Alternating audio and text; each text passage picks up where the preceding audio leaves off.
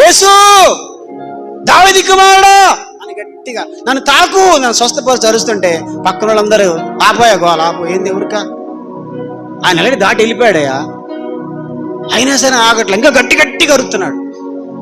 దావీదు కుమారుడా నన్ను కనికరించని విశ్వాసంతో కేకేశాడు, నమ్మి కేకేశాడు. దావీదు కుమారుడా నన్ను కనికరించిన అరుపులో విశ్వాసం ఉంది యేసయ్య మీద. ఆ అరుపుల్లో ఏముందంటే యేసయ్య మీద నమ్మకం ఉంది. ఆ నమ్మకమే, ఆ విశ్వాసమే యేసు ప్రభుని ఆపింది. అక్కడ గట్టిగా చెవులు కొడదా, ఆపేసింది.